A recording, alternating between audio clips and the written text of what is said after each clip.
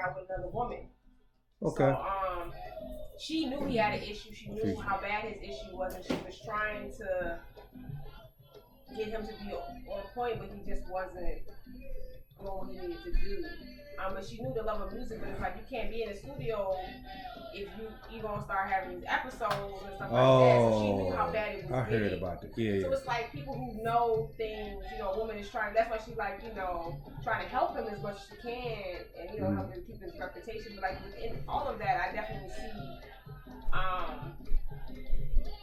Because it says it's those indoor conversations that people don't see, that they see the outcome of that, or they see like sometimes like after it's been discussed with the wife, what the thought was, they don't know the background. The background stories on that. I think that's very important. Or maybe even the topic even came up because of her. So like those kind of things are very important. But like I was telling Bobby, and I just want to say, this is very important that you're saying. I believe in acknowledging that. You see what I'm saying? I strongly believe in that. That's one reason why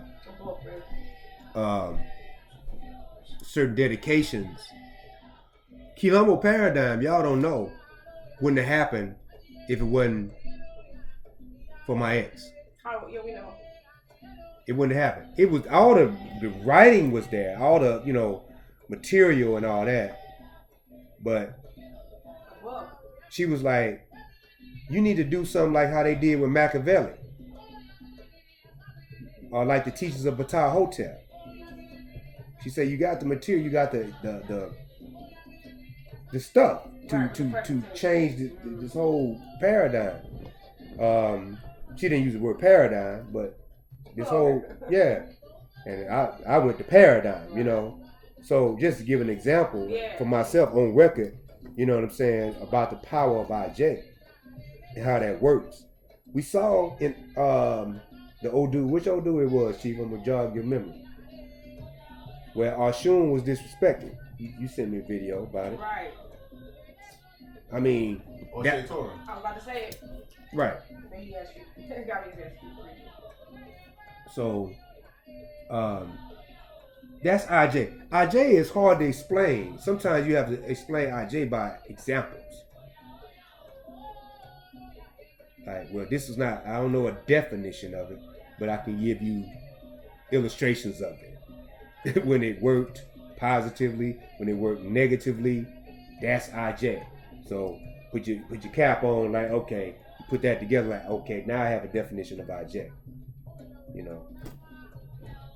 It's yeah. Like you said, it was a neglected concept for a long time in the culture. I guess we still can say it's kind of neglected. I feel like it is. I'm gonna be honest. Yeah, I mean they talk about it, but it's neglected from the perspective of proper application. Exactly. You got the feminists want to use, oh yeah, IJ, yeah, here go my lane here. I couldn't do this crazy stuff over here at the church, so I'm gonna use this IJ thing, me thing.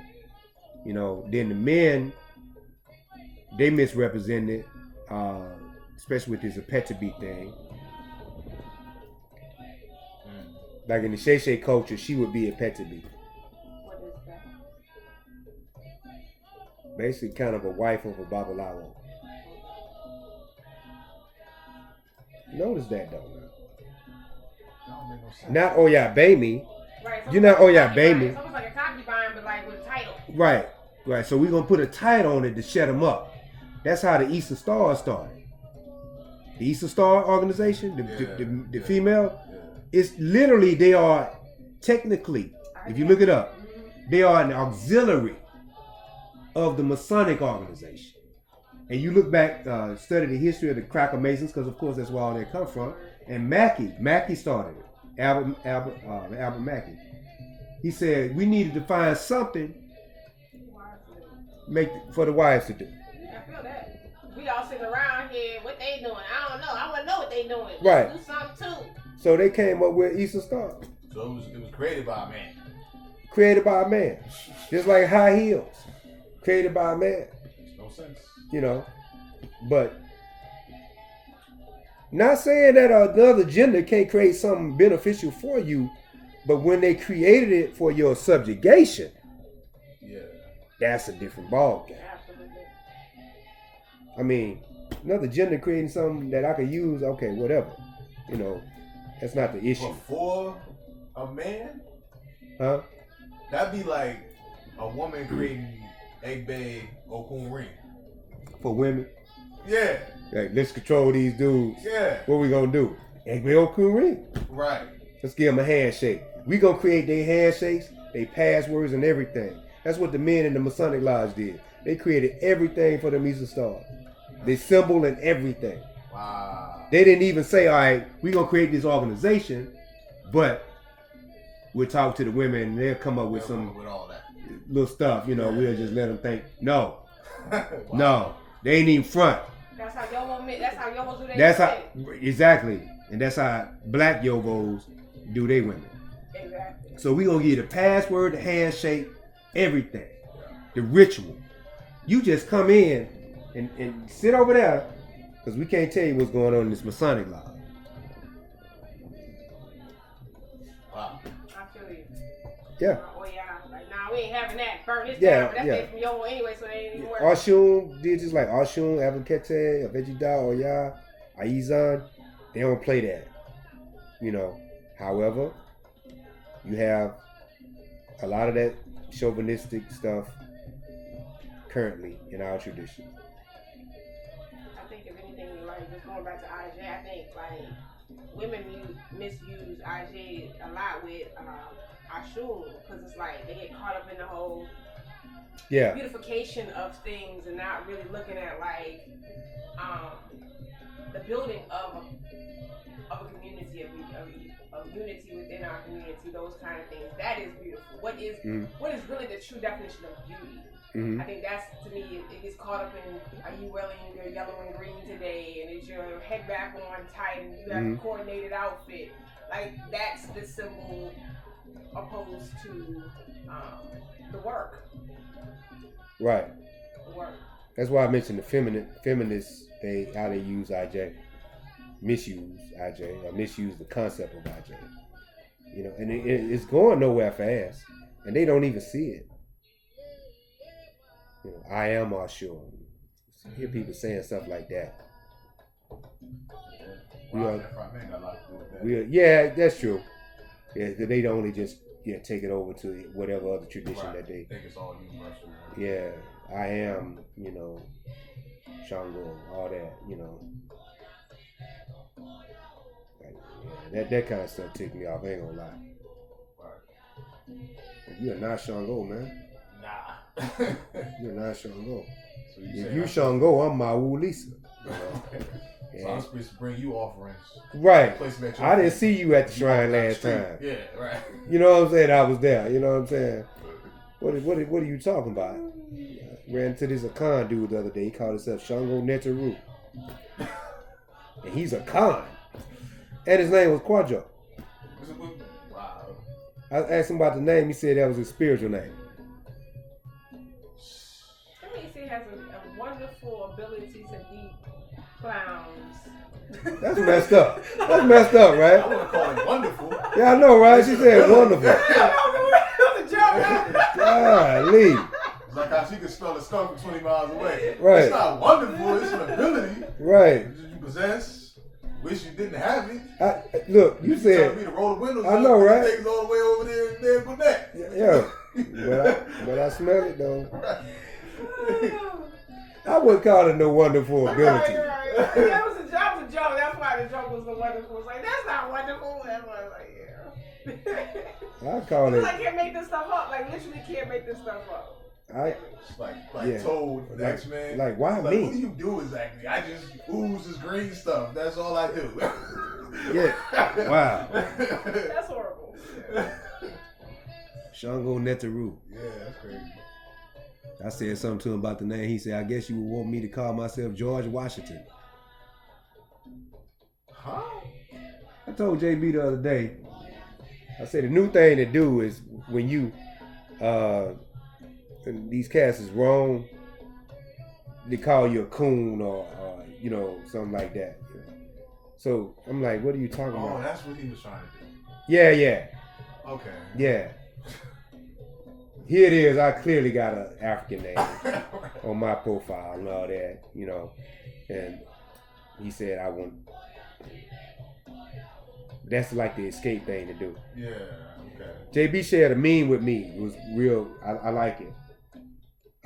This brother said, arguing with idiots is like playing chess with a pigeon. Did I send that to you? I seem to remember that. Say the pigeon. the pigeon ain't gonna do nothing but shit on the board and walk away all proud like he done won. Can't even play chess. You ain't even played it, but you done walked. You done shit it on the board. And it's my board too. I need that. Right, because you ain't got no board because you don't play. Board, right? You just walked up. You know what I'm saying? I got clean up after you. Yeah, so that's basically what we dealing with these people. When they swear they so smart. Shango net to root. So, but AJ, yeah. But yeah, the AJ, it reminds me of I don't know where it came from. I'm not gonna act like I do, but I've heard a phrase, as they say, or a term that a woman could be a man's downfall, or a woman could be a man's destiny. A good woman could be a bad, like a bad woman. I'm editing this because I don't know what. But it used another term for the derogatory aspect of it wasn't woman. And then Oh wow. Yeah, they went on it because it's like because if she's coming so foul, she's not even coming as a woman anymore. So like that's it'll be destruction. But a good woman could be a man's destiny. So that aspect of the balance, the way of balance. Well, good or bad woman could be part of a man's destiny. This is true. It's according to what Ali, what on our path that man chooses. So she part of the destiny either way, whether she good or bad. It's according to what path, what Ali he takes to see if we can get in the morning. When you get a chance, yeah. We just finna light some coke? Yeah, that's what's up. Yeah, that was my little 2 cents on that. I don't disagree. I think they were talking about I think it may have been more so in terms of kind of like woman that you want to be with. That kind of aspect of it. Not just any. Well, you're talking about enhancing the destiny. Or messing up the destiny. Right. Like but not be the destiny. Right. Well, yeah. It's more like she can help you along your journey. Right. Or she Exactly. Can be the thing that gets you off the path completely. Exactly. Exactly. Because we overstand. That's why a book was going to work really well. Yeah, it's the space on the surface. That box right there, that Metro PCS box should be perfect right there.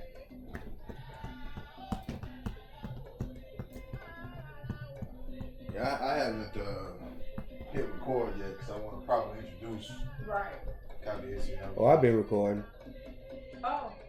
I thought you had already been recording. Because he just wanted to do the one for Merit, I think. He wanted to do it. No, I didn't. It wasn't that. It was just. You need the. I like to introduce. Did you need a okay. You want to do that and then we just go back to our conversation or what? Yeah, we can do that. You want to top off, Chief? Yeah, can you do that for me? I got you. Get the other bottle out here. You gonna have to up your price. That $5 is too easy to pay. That's the point. Dang, why I said that. The thing is, I ain't gonna even get my laundry now. She's gonna be like, every time Copy you told me. It's real though. When you think about it, all the time people ask her for stuff, and she say $5, she would be rich. Oh, right. People don't realize that $5. Yeah, I know, right? I'll be asking Copy the children, right? Doc, right. My mother. She say $5. She got millions. She ride around in the Benz and everything. And Copy said it correct. It's just so easy to pay. Yeah, it's easy. Like, oh, $5. You know, Zell that right quick. That's all you want. I just don't know her bank account is like booming. Like, whoa. Like, where you get that Benz from? I'm gonna be the second new African woman to be a leading shares of a bank. Who the first one? There's I don't know her name.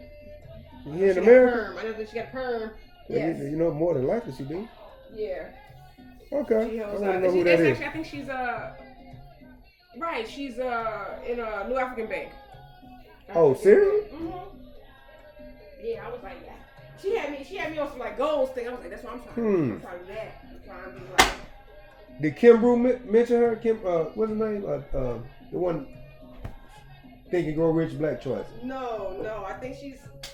I don't want to say recent, but like recent is like the book. I don't think the book was big done did before she.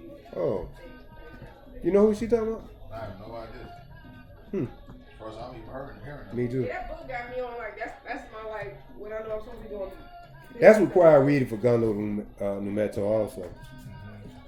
I ain't gonna lie. I know it's not a book, and I didn't tell anything to Ayawabi about it, but I definitely think that she should read, once she's read enough things, she should read The Healers. Oh, 2,000 seasons on it. Yeah. I was gonna say that both of them, 2,000 seasons first, because 2,000 seasons. Oh, she gonna love 2,000 seasons. Those both changed my life. I've heard people say that about 2,000 seasons. I love that book. Because that book was like. It is something. It made me feel. I can see a play.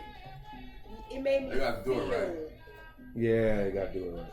Yeah, it made me feel something that I hadn't felt, like that connection to my ancestors. It helps you to feel a connection. The thing about that book, for me, it wasn't so much the narrative. The narrative was key, but it was the way he explained the concepts, the implications of them. Ashe. Like from the psychological fabric of Africans. Right. And that makes sense. How they played into these decisions, circumstances. That was like really powerful for me. Even the epilogue, rather the prologue, the way he used that analogy of the desert. Yep. And it's never-ending encroachment on fertile land. And I was like, man, that's just.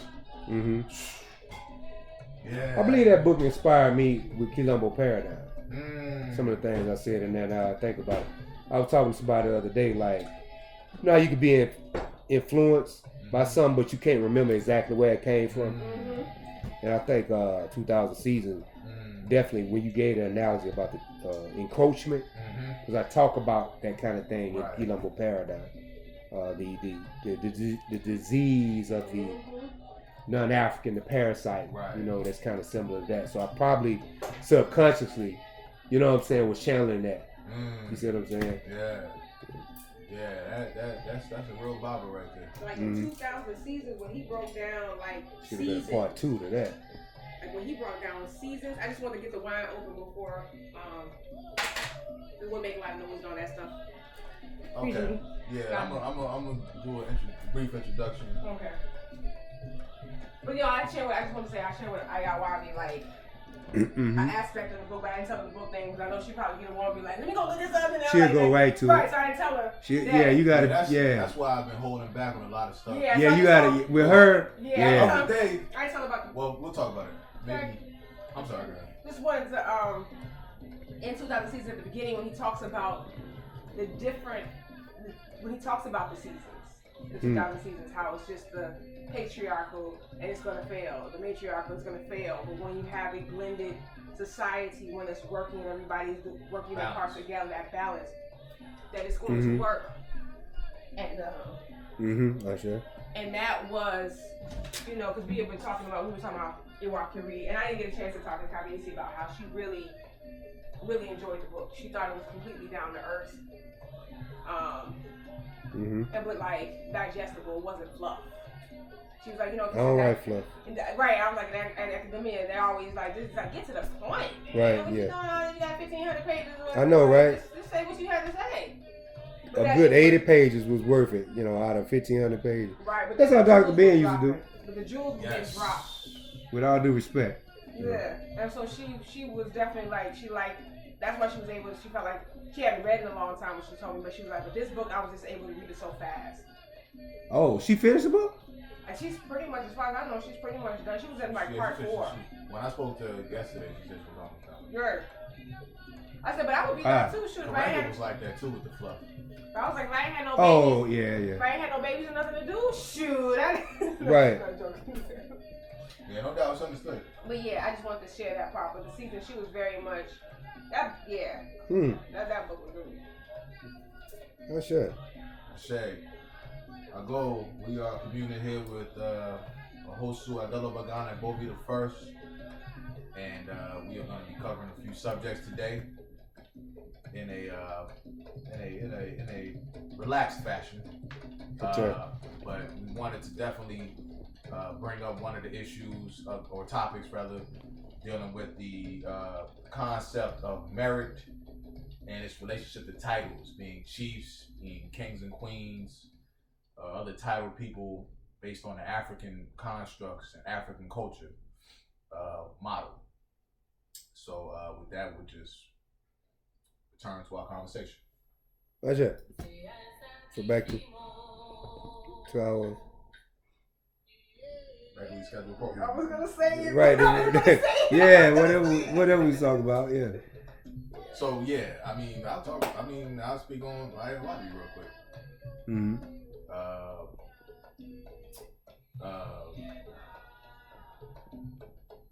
Well, very proud of that young sister being as attentive as she has been.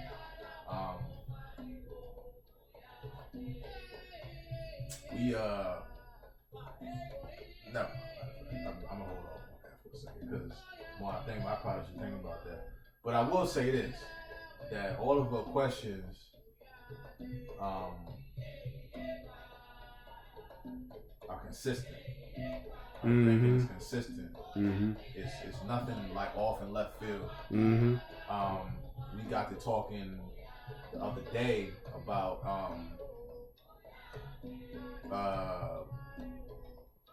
that confrontation that she had with her Ia.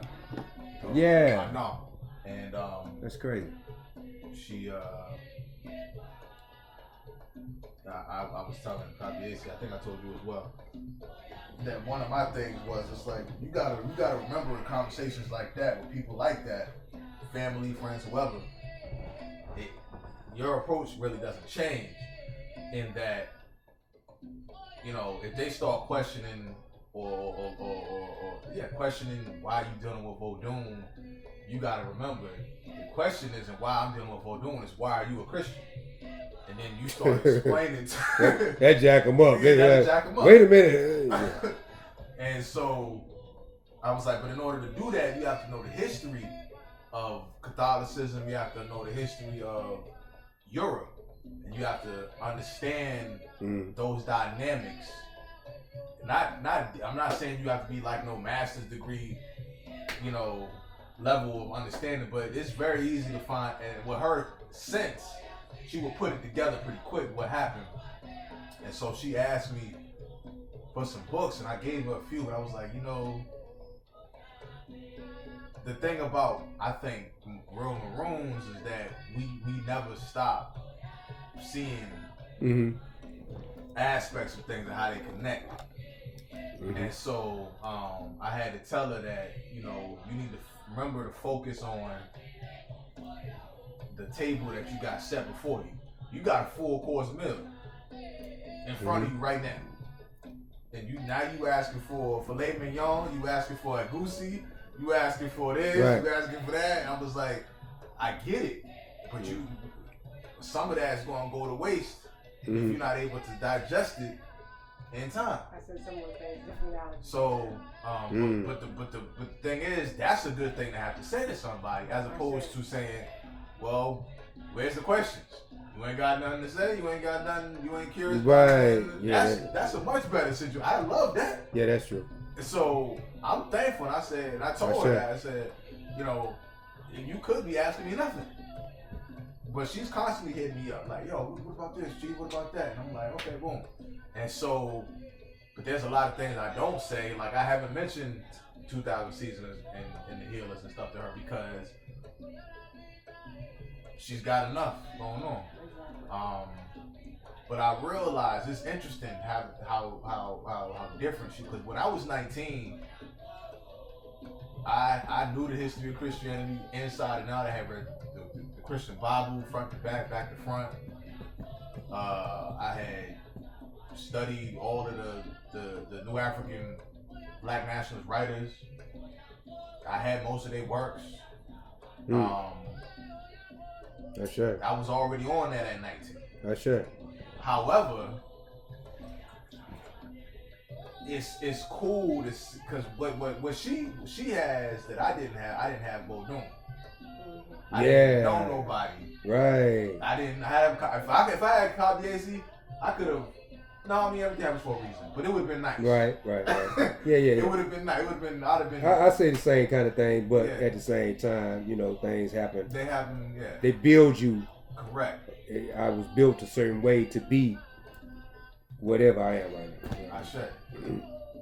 I also at least. And yeah.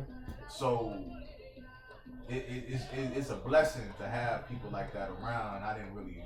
It's nice to see it because she's in that age where I haven't really experienced somebody who's been real like she has at that age. Mm-hmm. I mean, I got my children, but they much younger than her, and she's making the choice to step away from everything that her family and environment would tell her is the right thing to do. She's rejecting all of it, and she's saying, "No, I don't believe that." And that's a beautiful thing to see. And I told her I'm proud of you, sister. Keep it up. That's it. Because we're gonna be all right. We had a conversation about relationships. She was talking about how, what if I'm not? Because she's already thinking ahead. Mm-hmm. Yeah, she mentioned that to me too. She's like, it's gonna be hard. It's gonna be so hard for me. Yeah, it's real. And I told her, I said, y'all know me. Yeah, it's gonna be hard. Mm-hmm. Guess what? If it's hard for me, it's gonna be hard for you. Right. And I said that's the life you choose as a maroon. Right. You chose to lead a plantation or not be on it. Exactly. So right off the rip, your life is gonna present you with some different challenges. You always gonna have to a certain extent, watch it back. Until we develop the security protocols, and we have them, but until we're able to implement them. Yeah, on a larger scale. Yeah, on a larger scale. Yeah. And once we got that, it's not like this whole area is just maroons. Like for instance, ideally he wouldn't have been doing no drumming today. Right. We'd have had somebody else doing the drumming. Me and him supposed to walk together. Right. Not everything I do, but when I move, he moves. Right. You see what I'm saying? And we got, if people don't know the culture, they might not know who the king is, who ain't. You see what I'm saying? Because we got the same stuff on, you know what I'm saying? All that kind of stuff. You see what I'm saying? So yeah, I just want to add that. Like ideally, that's how that would go. You know what I'm saying? Sure. So yeah, but I see now, not for nothing, the whole concept of being a maroon in this day and time, 6260. It's worth it to wait. I mean, there ain't no other alternative. We can't accept people that ain't got the right character, that are not consistent, they're not strong, they're not focused, they're not committed, they don't have the right values. You just can't do it. But when people come along that's really about it, it's a beautiful thing. Right. It's a beautiful thing to see. And I said, yeah, because they're like undeterred. You can see it. Like she's undeterred.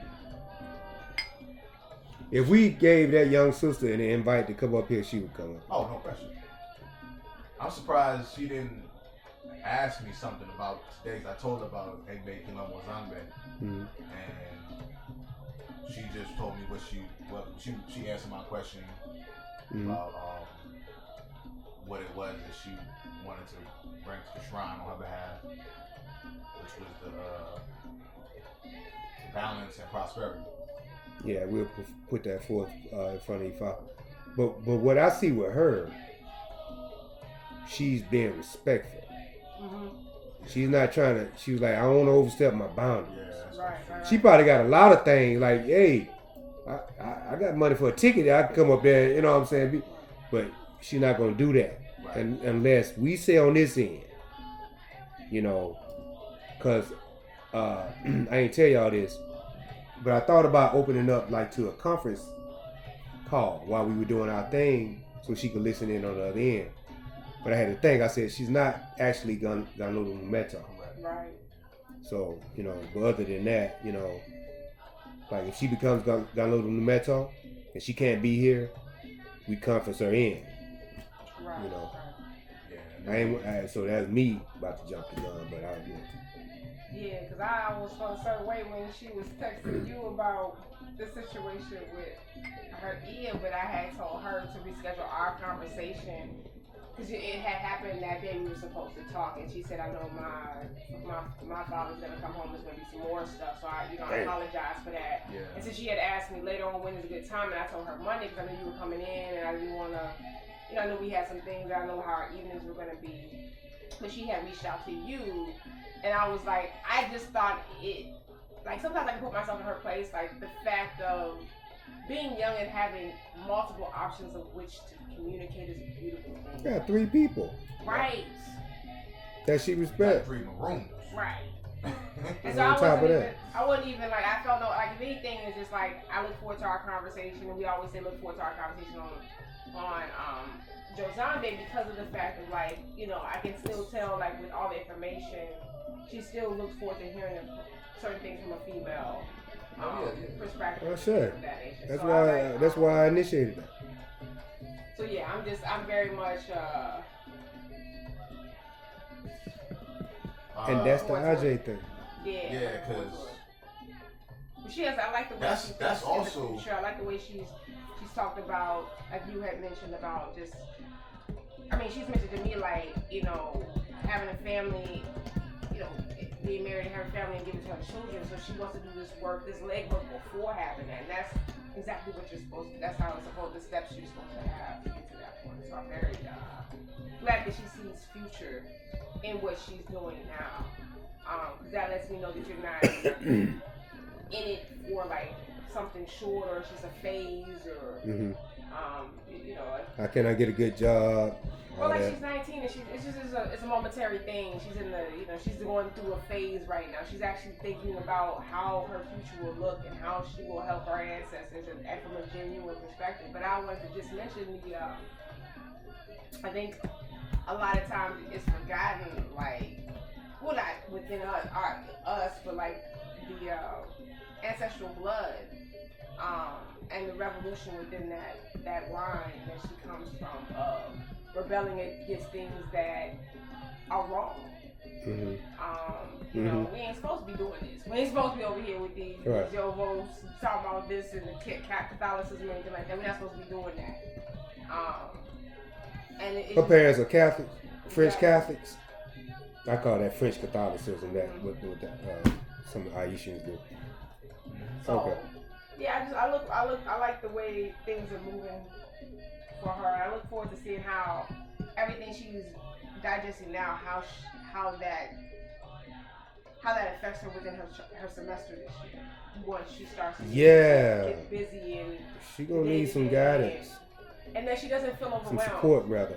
Yeah, I just don't want her to feel overwhelmed with a busy schedule and making sure you can get everything in. Because it's a lifestyle, so it shouldn't feel daunting.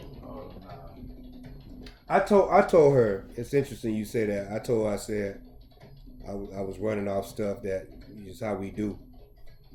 And I was like, wait a minute. I was like, dang, you start school next month. You know what I'm saying? So I went back, like kind of how you said. I was like, just don't, you know what I'm saying? Don't get overwhelmed with this. And reminding her that she got access to people she could talk to. So she ain't got to bury her head in a book or Iwakiri or Kilombo paradigm all the time. Focus on your studies, you know what I'm saying? Plus she trying to transfer. See, the whole transfer thing came up from me and her talking. And, I just mentioned my HBCU experience, you know what I'm saying? And so she was, in her head, she calculating like, if I stay at this school, it's going to be different. And I ain't going to be able to be, in her head, like really fully marooned, for lack of a better term. That can happen, but she don't want to do that. she like, look, I need to at least be around my people. So when she brought that up like that, I was like, okay. Y'all know my son went to FAMU. Mm-hmm. So they got all the teachers down there that's into the, different aspects of the culture and whatnot. Still to this day, I haven't seen any black school like FAM, when it comes to that, especially their psychology department. So I told her about the psychology department and all that. And evidently she did some research. She come back about 2 days later. She said, I can't go to this school no more. The school she had now, Florida. Florida International, I think. Yeah. Yeah. Florida National. FIU, yeah. She was like, I don't know. So she found this little small school, black school. Supposed to be a Baptist school, I believe. Florida. SMU? Yeah, and I don't know what that means. Missionary or Florida. Yeah, FMU. And she found Bethune. Oh, FMU. Yeah. Not SMU. No, FMU is Florida Missionary or something like that. Probably Methodist. Okay, it could be something. Start with M, and then there's Bethune, and then there's FAMU. But she said she thinks she can get into FAMU. FAM is where she should go. She was trying to get into something this semester, but it may be too hard. It's too soon. She gonna have to bear one more semester. Yeah. This semester she was trying to get to FMU.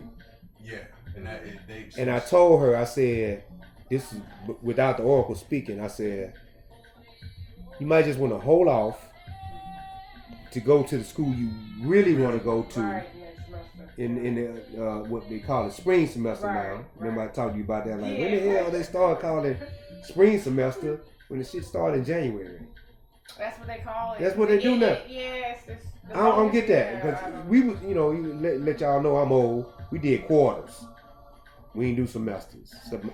But then again, semesters was at Tuskegee. Tuskegee did semesters. Yeah. But anyway. What? 5 years ago when you was in school?